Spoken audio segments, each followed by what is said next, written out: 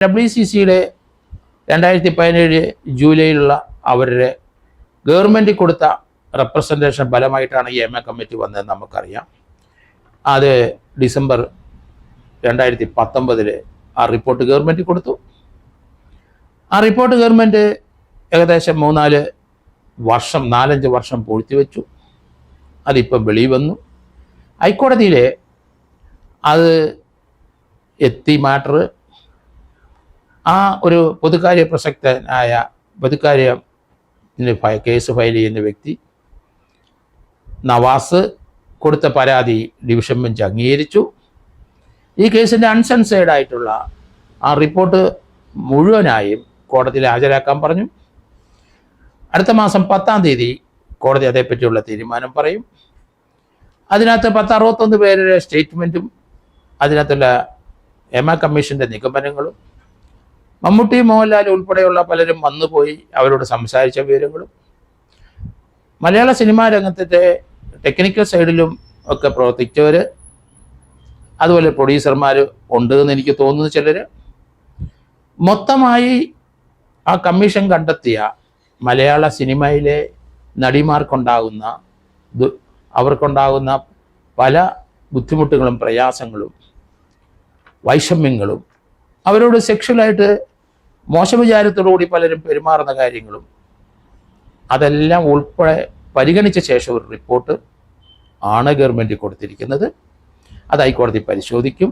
പക്ഷേ ആ റിപ്പോർട്ടിൽ തിക്താനുഭവം ലഭിച്ച നടിമാർ, ചെറിയ നടിമാർ, വലിയ നടിമാർ, അങ്ങനെയുള്ളവരുടെ മൊഴികളുണ്ട്. അത് ഹൈക്കോടതി പരിശോധിക്കും. അത് ഇഗ്നോർ ചെയ്യാൻ കോടതിക്ക് കഴിയില്ല. അതിനകത്ത് 354 മുതലുള്ള കുറ്റങ്ങളായി പഴയ ഇന്ത്യൻ IPC-യിലുള്ളത് 376 വരെയുള്ള കുറ്റങ്ങൾ ഉണ്ട്. പല നടന്മാരുടെയും പേരുകൾ ഇപ്പോൾ പുറത്തുകൊണ്ട് വന്നുകൊണ്ടിരിക്കുന്നു. തീർച്ചയായിട്ടും നമ്മൾ വിചാരിക്കുന്ന മഹാനടന്മാർ പലരും ഈ കേസിനകത്ത് ഇനി തുടർച്ചയായി പ്രതികളാകാനുള്ള സാധ്യത കൂടുതലാണ്. ഇപ്പോൾ കേരളത്തിലെ പ്രമുഖ നടന്മാരുടെ സിദ്ദിഖ് പെട്ടിരിക്കുന്നു, ദിലീപ് പെട്ടിരിക്കുന്നു, 2 പേരായി. ഇനി മഹാനടന്മാർ നമ്മുടെ സിനിമാ രംഗത്തുണ്ട്. അവർക്കെതിരായിട്ടുള്ള ആക്ഷേപങ്ങൾ വന്നുകൊണ്ടിരിക്കുന്നു. അത്ര ഉന്നതരായ ആ മഹാനടന്മാർക്കെതിരായി ആക്ഷേപം പറയാൻ ധൈര്യം കാണിക്കാതെ ധാരാളം സ്ത്രീകളുണ്ട് മലയാള സിനിമയിൽ. അവർ EMA കമ്മീഷൻ റിപ്പോർട്ട് പുറത്തു വന്നു, ഗവൺമെൻറ് ശ്രദ്ധയിൽ ഇത് വന്നിരിക്കുന്നു. ഹൈക്കോടതിയിൽ ഇതേപ്പറ്റി അത് മുഴുവൻ റിപ്പോർട്ടും പരിശോധിക്കുന്നു. അതുകൊണ്ട് ആ മാളത്തിലിരിക്കുന്ന നടിമാരെല്ലാം പുറത്തോട്ട് വരും. തീർച്ചയായിട്ടും അവർ പരാതി കൊടുക്കും. ആ പരാതി അടിസ്ഥാനത്തിൽ മലയാളത്തിലെ സിനിമാ നടന്മാർക്ക് പലർക്കുമെതിരായിട്ട് കേസ് രജിസ്റ്റർ ചെയ്യേണ്ടി വരും. അതിന് തുടക്കം കുറിച്ചിരിക്കുന്നു. 2017 ദിലീപിൻ്റെ അങ്ങനെ ഒരു വലിയ സംഭവം ഉണ്ടായപ്പോഴാണ് ആ കേസ് വെളിയിലോട്ട് വന്നത്. അതേമാതിരിയുള്ള ഒരു കേസ് ഇതാ നമ്മുടെ മലയാള സിനിമയുടെ അമ്മയുടെ ജനറൽ സെക്രട്ടറി സിദ്ദിഖിനെതിരായിട്ട് വന്നിരിക്കുന്നു. ഇനി അതിൻ്റെ പ്രസിഡൻ്റുണ്ട്, അംഗങ്ങളുണ്ട്, പല മഹാന്മാരും അവിടെ ഉണ്ട്. അവർക്കെതിരായിട്ടുള്ള കേസുകൾ തുടർച്ചയായിട്ട് വന്നുകൊണ്ടിരിക്കുന്ന കാഴ്ച നമുക്കിനി കാണാം എന്നാണ് ഞാൻ കരുതുന്നത്. 2017 നമ്മൾ കണ്ടു, ഒരു സിനിമാ നടിയെ അയാളുടെ ഭാര്യയുമായിട്ട് ഉള്ള ചില പ്രശ്നത്തിൽ ഇടപെട്ടു. അതിനുശേഷം അത് ഡൈവോഴ്സിൽ പോയി. രണ്ടാമത് അദ്ദേഹം വിവാഹം കഴിച്ചു. അതുമായിട്ട് ബന്ധപ്പെട്ട് ആ ഡൈവേഴ്സിലേക്ക് പോകാനും അയാളുടെ ചില കാര്യങ്ങളൊക്കെ വെളിയിലോട്ട് വരുത്താനും കാരണക്കാരിയായ ആ നടിക്കെതിരായിട്ടൊരു പാഠം പഠിപ്പിക്കണം എന്ന് അതിശക്തനായ ആ നടൻ തീരുമാനിച്ചു. പൾസർ സുനിക്ക് കൊട്ടേഷൻ കൊടുത്തു. അവരെ ഒരു കാറിൽ അവരെ കൊണ്ടുവന്ന് വഴിക്ക് കാറിലിട്ട് അവരെ പീഡിപ്പിച്ചു. അത് വലിയ വിവാദമായി. ആ നടി കേസ് കൊടുക്കാൻ റെഡിയായി. PT തോമസ് MLA-യുടെ അടുത്ത് അത് വിവരം പറഞ്ഞു. ഇമ്മീഡിയറ്റായിട്ട് പോലീസ് വന്നു. അങ്ങനെ അത് ഒതുക്കി തീരുമെന്ന് വിചാരിച്ചിരുന്ന ആ പ്രശ്നം ഒരു കേസിലേക്ക് പോയി. അതിന് 82 ദിവസം അതിനകത്ത് ദിലീപ് എന്ന നടൻ റിമാൻഡിൽ പോയി. പൾസർ സുനി 1-ാം പ്രതി, 8-ാം പ്രതിയായിട്ട് ദിലീപിനെ ചേർത്തു. അതിൻ്റെ ദൃശ്യം, അവരെ കാറിൽ വെച്ച് പീഡിപ്പിക്കുന്ന ദൃശ്യം അന്ന് തന്നെ അദ്ദേഹത്തിൻ്റെ കൈ കിട്ടിയെന്നും അത് 3 കോടതിയിൽ നിന്ന് അതിൻ്റെ ചില ദൃശ്യങ്ങളുടെ പ്രിൻ്റുകൾ എടുത്തു എന്നും ആരോപണങ്ങളും അങ്ങനെയൊക്കെ ധാരാളം പ്രശ്നങ്ങൾ വന്നു. നമ്മളതെല്ലാം കണ്ടു. അതിൻ്റെ ട്രയൽ നടക്കി ഏകദേശം തീരാറായി.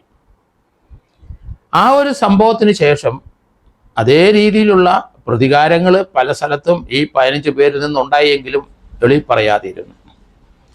ഇപ്പോൾ ഹേമ കമ്മീഷൻ അതിൻ്റെ റിപ്പോർട്ട് കൊടുത്തോടുകൂടി ഹേമ കമ്മീഷനിൽ ആർക്കുമൊന്നും പരാതി പറയാം എന്ന് ഒരു ധാരണ എല്ലാവർക്കും കിട്ടിയോടുകൂടി അവർ രഹസ്യമായിട്ട് വന്ന് ഹേമ കമ്മീഷനിലെ ഏകദേശം 61ഓളം സ്ത്രീകൾ മലയാള സിനിമാ രംഗത്തുള്ള അവർ അവിടെ വന്ന് മൊഴി കൊടുക്കുകയും ചില കാര്യങ്ങളിൽ നറേഷൻ കൊടുക്കുകയും ചില സ്റ്റേറ്റ്മെൻറ്റിൽ ഒപ്പിട്ട് കൊടുക്കുകയും മലയാള സിനിമയിലെ ചില റൈറ്റർമാർ, എഴുത്തുകാർ, ചില ടെക്നീഷ്യൻസ് അവരും മൊഴി കൊടുത്തിരുന്നു.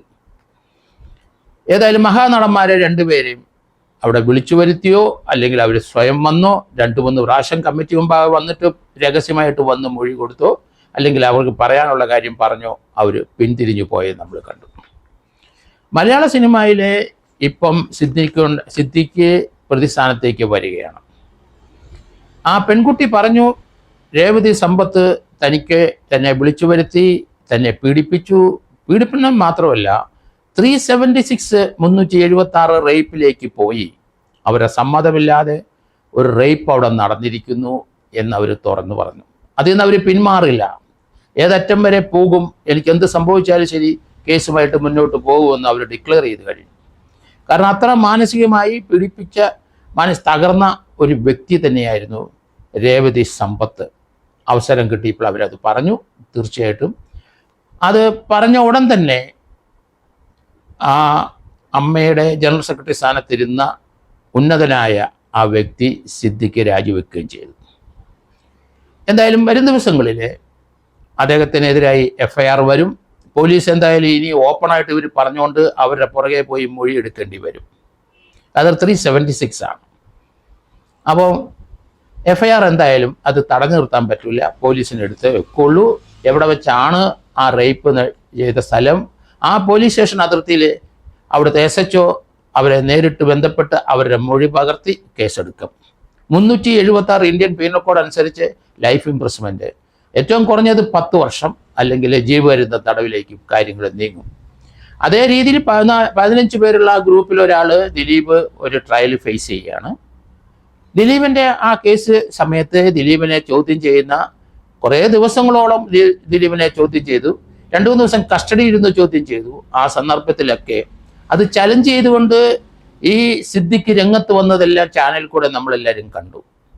കാരണം നിർബാധം ആ നടനെ പിന്തുണ കൊടുത്ത് ആ നടനെ, ഇന്നസെൻ്റായ നടനെ ഈ കേസിനകത്ത് കുരുക്കി എന്ന് പ്രഖ്യാപിച്ച വ്യക്തിയാണ് ഇപ്പോൾ ആ രാജിക്കത്ത് കൊടുത്തതും ഒരു 376 ക്രിമിനൽ റേപ്പ് കേസിനകത്ത് പ്രതിയായി വന്നിരിക്കുന്നത്.